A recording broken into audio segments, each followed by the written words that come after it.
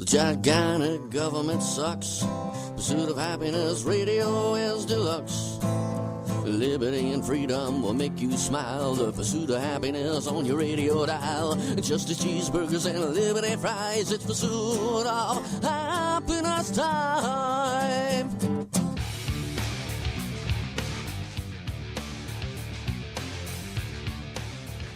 Hi.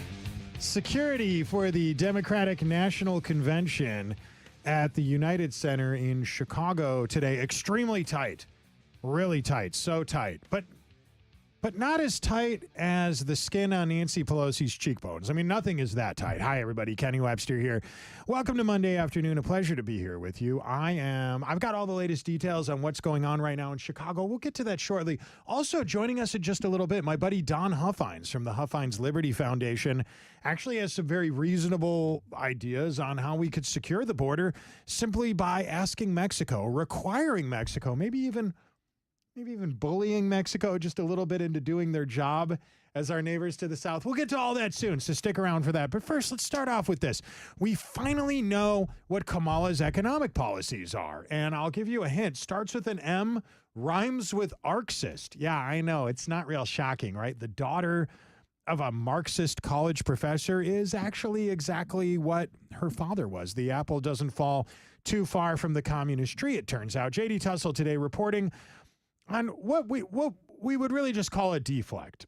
At least that seems to be the strategy of Vice President and Democratic presidential candidate Kamala Harris has really spent the last several weeks here, the last couple of weeks, doing anything she can to avoid talking about policies. In fact, I love this. The New York Post reports her website has 9 different pronoun options.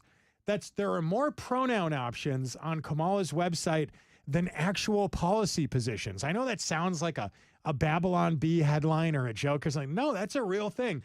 There's more options. There are more genders. Who is 2 of the he, him, she, her, they, them pronouns, or choose less conventional gender neutral options like z, them, they, her, am, or her. That's HIR, her, not HER, because that would be too, cisgendery. Hugh indicates that a person wants to emphasize their humanity over their gender, and fair denotes that a person is fluid between multiple genders, but not masculine genders. That, what, huh? Yeah, potential hires can also write in custom pronouns. This is if you're looking for a job, I guess.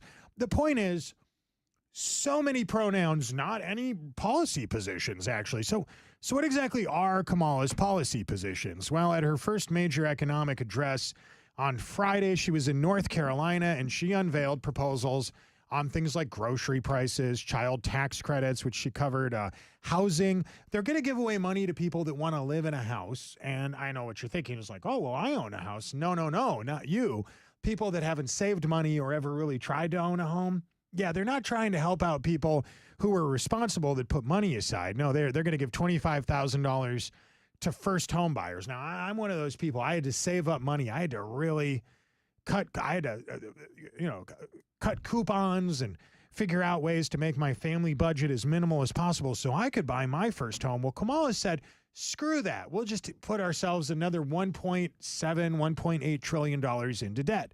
So local governments don't need Biden's $20 billion or Harris's $40 billion to develop what they call innovative solutions to bring down housing prices. The solution is very simple. I think remove regulations that make building new homes more expensive. That's what we did in Texas. That's what happened in Florida, right? That's what's happened in a lot of places.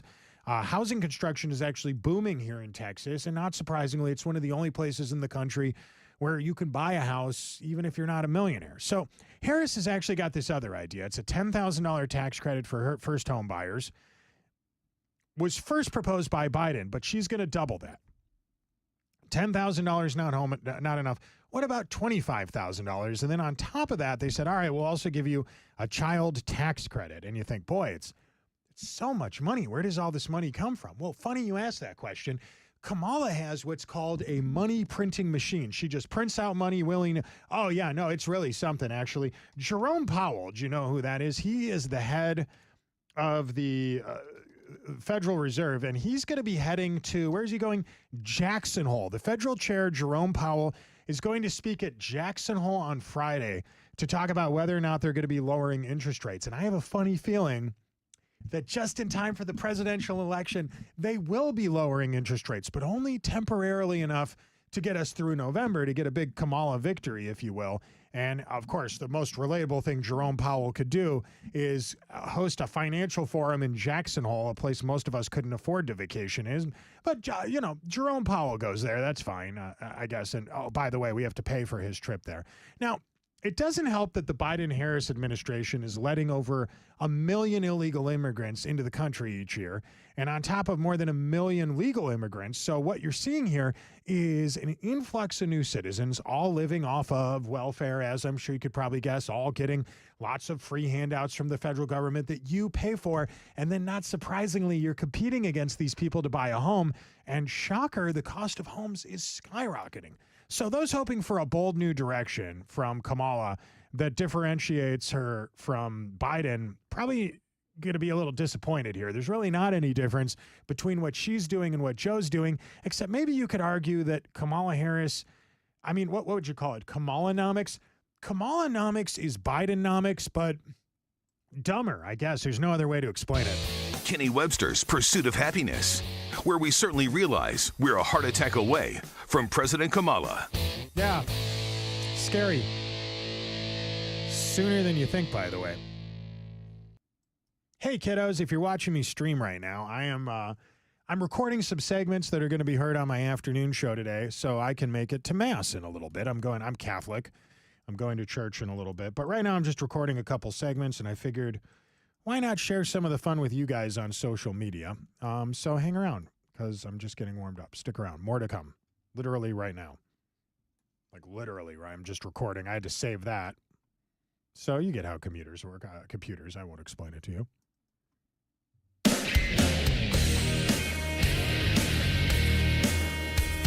All right. So a man in South Carolina is suing a convenience store after tripping over their gigantic beaver mascot. Gosh, I wonder what convenience store it is. There's no way to know. Speaking of gigantic beavers, how is Kamala doing? Well, I guess today she's not in Chicago yet. She's heading there. Where is she right now? Pennsylvania. Kamala's in Pennsylvania today. Big news for her. Very exciting. And I don't know what she's doing in Pennsylvania. Probably not getting shot at. Hopefully not. I mean, I hope she is, and I wish no harm on the woman. But, isn't it interesting? The Secret Service spends so much time protecting her. And they give her so much more security than what they give to Donald Trump, but you're not supposed to notice that. HotAir.com is asking another question you weren't supposed to notice. Is Kamala drunk? There's been a lot of chatter on social media about many of her bizarre word salads, and boy, so many of them. Now, for a long time, we all just kind of assumed, I just kind of guessed, is she dumb? She's dumb, right? That's the most obvious explanation. And look, like a lot of you, that was my working theory. I didn't really know. This woman climbed the ladder of the Democrat Party on the back of relationships with very powerful people, sometimes somewhat salacious relationships. And of course, a lot of us got the impression intelligence was not a driving force to the rise of her career. And somehow, she's outsmarted us because amazingly, she got all the way to the presidential general election without getting one primary vote. So maybe she's not as dumb as we thought, but she's certainly not charismatic. There's nothing charming about her. There's nothing likable about her. Regardless of what current propaganda you see on cable news and social media, the media itself decided they had no choice. They had to get behind her because she was still better than Weekend at Bernie's, the current administration. So they just figured, all right, well, deal with this sort of how we dealt with Joe Biden in 2020. We'll write very flattering puff pieces about her. We'll never, ever ask her any questions because that would be terrible if we actually asked her questions. That would probably really hurt her chances of getting elected. And, well, kind of like what Joe did in 2020. She could just hide out in a basement. It's going to be absolutely fine. Now, there is an alternative theory about why she is so incoherent. And once you look, you really can't unsee it. A lot of rumors, as James Blair pointed out, that Kamala has a very serious drinking problem. Is she drunk? Is she drunk most of the time? If you watch her talk with that possibility in mind, Suddenly it really seems that, if I told you I was drunk right now, wouldn't you think, oh yeah, of course he's drunk? But I'm not. I'm sober as a bone. Now, I don't know if she's drunk or not. I do know that all of those word salads and the occasional slurring, the inappropriate laughing, boy, so much inappropriate laughter from Kamala. These are all telltale signs that her brain is fogged by something. It may not be stupidity. It's possible that it's booze. That's not a good soundbite. Here's another one. Here's a soundbite of Kamala Harris. Ask yourself this. Here, let me put it on the screen so people can watch this. I want you guys to look at, I'm in my studio right now, but I'm also on social media. We're on the radio, but we're on social media. For those of you watching me on social media, I'm going to show you Kamala. I ask you, drunk or stupid? I want you guys to tell me in the comment section. Because when we think about the strength of our democracy, I think that there's a duality to the nature of democracy. When it's intact, oh, it's so strong in terms of what it does to uphold and protect individual rights and freedoms. So strong in its nature. And it's very fragile. Very fragile. It will only be as strong as our willingness to fight for it. All right, let me ask you guys a question. Those of you in the comment section watching me right now, drunk or stupid? What do you guys think? Is she drunk or stupid? I don't know. I cannot decide. It's hard to tell. It really is. But all right, so fine. Obviously not the brightest person, but whatever. Sometimes they're just smarter than us. They're dumb, but then you ask yourselves, are we dumber for letting them get in this position in the first place? I don't really know the answer to that question. I do know that today, right now, at this exact specific moment, a lot of Democrats are descending upon the city of Chicago. And isn't it kind of amazing how Democrats will choose to have their convention in a place that is clearly terrible, and it's only terrible because of them? Look, I lived in Chicago for I grew up in the suburbs. I'm not from Chicago, but I grew up about an hour outside of Chicago. So as an adult, when I went to get my first job in radio and broadcasting, that's where I went. I went down to the city and I met one of my heroes, one of my mentors. Mancow Muller gave me my first job in radio, and he taught me a lot about politics. He actually spoke at an event in Chicago this weekend to support Donald Trump. I believe Mike Lindell was there. And Mancow and I talk about this all the time on the phone. How do local Democrats not see how bad their policies are? There's not really a place in America. There's certainly not a municipal government in America that Republicans are in charge of that's terrible, right? Like, look at the biggest Republican-controlled city in Texas, Fort Worth. It's the cleanest city. It's got the lowest crime rate. It's some of the most affordable housing in the city, in the entire state. Even California. If you had to live in California, where would you live? You'd probably live in San Diego or Orange County, one of the only places that Republicans actually control. Well, that's not the case in Chicago, not at all. Chicago's quite awful. In fact, as all is getting ready there, we noticed there were 25 murders in Chicago just this week. 25 shootings, I guess. Not everybody that gets shot in Chicago dies.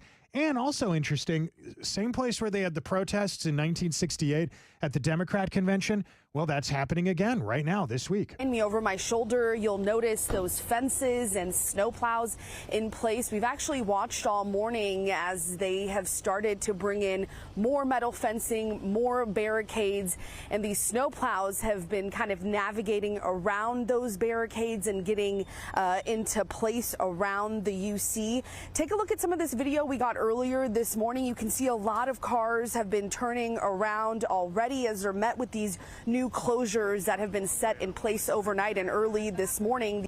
I love democracy. I wish I was going to the convention, but for the neighborhood, there's been no communication and very little engagement of the people who are closest to it. The parking restrictions have changed 3 times in the last week. Wait, pause. Let me ask you a question.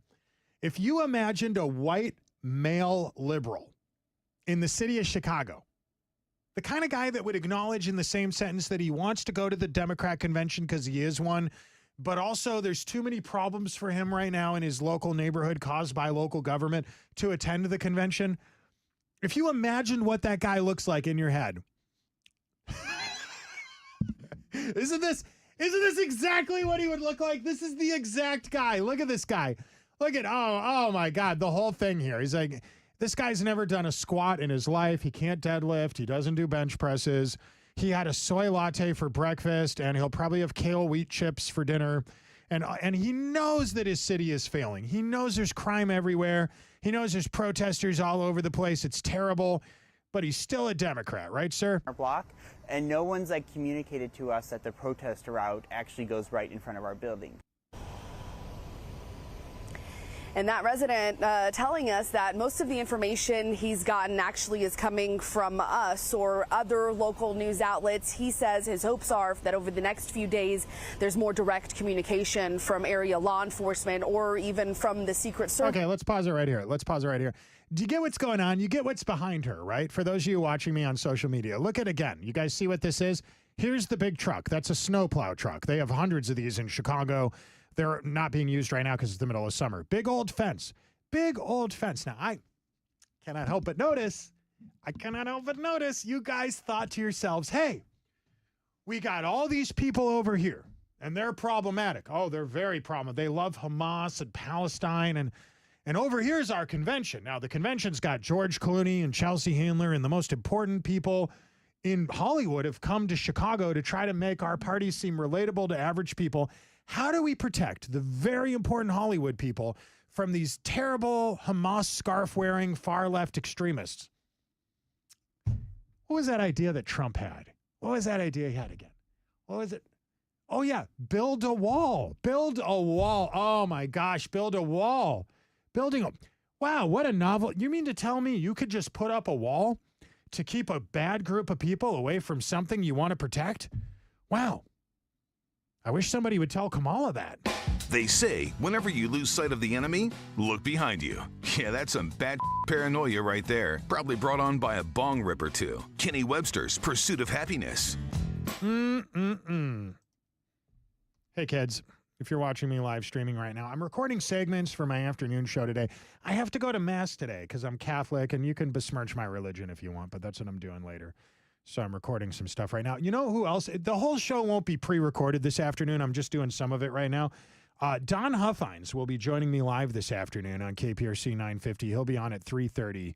So stick around for that. But before we get to any of this stuff, what else did I want to talk about? Oh, yeah, this. Hang on one second. We'll keep going in 1 second. Hang on, everybody. I need some bumper music. Where is my bumper music?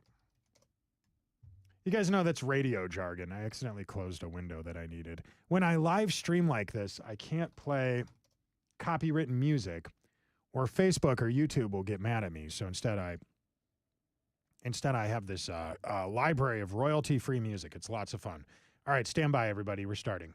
Continuing, I guess would be the word.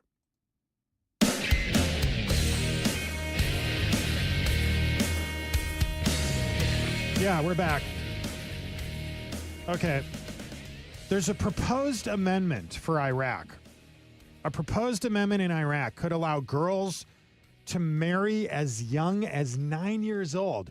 Do you realize how many trillions of dollars we spent trying to make Iraq into a place that's inhabitable and similar to our country? And they're going to have a law there. They want 9-year-old girls to be able to get married. That is sick. In unrelated news, Hunter Biden is apparently trying to move to Iraq. I guess he's trying to go there. I don't know. No one knows why. Hey, here's something else a lot of people don't understand. Why are so many black rappers pro-Trump? That's a question that is being asked right now by liberal news outlets like Rolling Stone magazine, for example. We know about these, 50 Cent, Ice-T, Lil Pump. There's so many, Waka Flocka Flame. And like a lot of you, I don't really want to vote until I know who Waka Flocka Flame is going to vote for. But all jokes aside, if it's cool when Hollywood celebrities go to the DNC in Chicago and they're allowed to think whatever they want, of course, isn't it kind of amazing how the white liberals at news outlets like Rolling Stone magazine will shame black men for voting the wrong way? There's a report today from John Nolte at Breitbart.com. I don't read Rolling Stone. Do you guys? I don't. I see it on social media. I don't know why. Facebook really wants me to look at Rolling Stone magazine. And I lost respect for them a long time ago, not because it's a left-wing news outlet, but I don't know if you guys remember this. Several years ago, there was a news story about how you could be a columnist at Rolling Stone magazine. They'll give you your own blog. All you have to do is pay them. Wait, I'm sorry. You mean to tell me if I want to be a writer for Rolling Stone magazine, I could pay rollingstone.com to give me my own blog? Yep, no, it's true. That was look it up if you want. Several years ago, it was a big scandal in journalism. It's kind of like if somebody tells you they're a Rolling Stone columnist, it means nothing. It's garbage. It's nonsense. It's kind of like if somebody tells you that they are a Pulitzer Prize nominated writer. Do you realize why that's a bunch of BS? Anybody could say they're a Pulitzer Prize nominated writer. You can nominate yourself. You pay a small fee. You fill out a form, you're now nominated. And then whatever you wrote, whatever garbage article about how you believe the 2020 election results or you support COVID vaccines or whatever, great, congratulations, now you're Pulitzer Prize nominated. But anyway, Rolling Stone magazine, that is one of the top 5 most embarrassing places, I think, where you could be a columnist because it means nothing. They're a bunch of disgraced leftist losers, and they're practicing the only form of accepted racism in America. It's okay to be racist against a few people. You could be racist against Russian guys. That's always been popular. But now you can also be racist against black rappers, but only if they're Republicans. Denigrating, shaming, belittling black men is okay if the black guy proclaims himself to be a Republican. Here's a headline from Rolling Stone magazine. Rolling Stone headline: Kodak Black should take this awful Trump endorsement off streaming. I'm sorry, what? There's Fivio Foreign and Kodak Black are both black, as it turns out, as the name suggests, not just a clever name. And they're guilty of nothing more than releasing something called On Board. On Board is a Trump endorsement song, and it's got some very interesting lyrics in it. Lyrics like, I ain't even see this many black people freed during the Obama days. Told her she can have anything she want, just not my Donald chain. And then there's another lyric here. I look at the gang and I pledge the allegiance so we're all Donald's secret. And you see, Democrats really don't like this. They're very offended that these black men seem to want to support the political party that freed their ancestors from slavery rather than supporting the political party that launched Jim Crow laws and the Ku Klux Klan. See, back then, way back in the day, black people were terrorized by liberal Democrats, and not much has changed.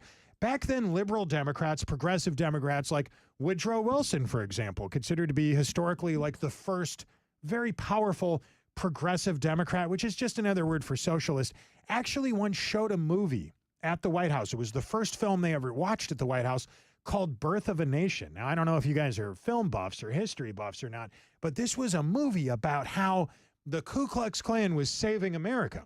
Fast forward a little bit, there was another progressive Democrat named FDR. Actually, FDR isn't just some progressive Democrat. This is AOC's hero.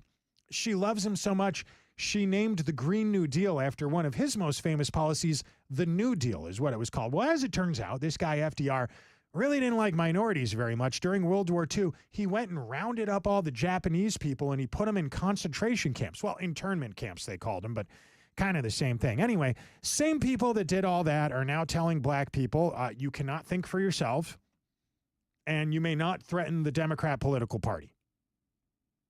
It's just as true today as it was back then. The only change today is the methods they're using to do this, the way that they do it, right? Today, black people who think for themselves and disagree with the Democrat Party elite are accused of not being real blacks. You guys remember Joe Biden said this. It's not my words. That was actually something that he said. He said, if you don't know whether you're for me or Trump, then you ain't black. And he looked a black guy right in the face and he said that to him. And everybody thought, wow, that should be enough of a racist trope there to get him kicked out of the Democrat Party. Turns out, no, they made him president, amazingly. But anyway, that, you know, the rules don't always make sense, do they? So the leftist, fascist, commie nut jobs at the Rolling Stone magazine put together this hit piece. And it's all about how black men who vote for Trump do not get to be real black men anymore. That's basically what the article's about. Here, I'll read a little bit of it to you. Listen to this. Quote, from top to bottom, they're making fun of Kodak Black's new pro-Trump song. Kodak Black, the rapper, in case you forgot. From top to bottom, the article says, the song is a sum of bad decisions. The title is horrendous, as it'd seem like a desperate clout chase would be spelled in an easy-to-find format, end quote. Now, I might remind you, these people that thought the title of this song is disgusting gave a very good review to Cardi B's WAP, which, in case you hadn't heard, stood for wet-ass P-word, but I digress. It's besides the point. Here's another quote from the article. Listen to this. Quote, Trump goes viral multiple times a week with lies and incendiary statements about marginalized communities, yet rappers, black rappers, didn't choose clips that demonstrate why he's such a divisive figure. Oh, okay, I'm starting to get it here. I understand.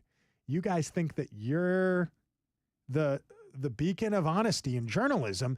You must have forgotten a couple of summers ago when Rolling Stone magazine made up a news story about ivermectin and hydroxychloroquine overdoses in ERs. You guys remember this? They said in Oklahoma, the ERs weren't able to see gunshot wound victims because there were so many people with ivermectin overdoses clogging up the ER system.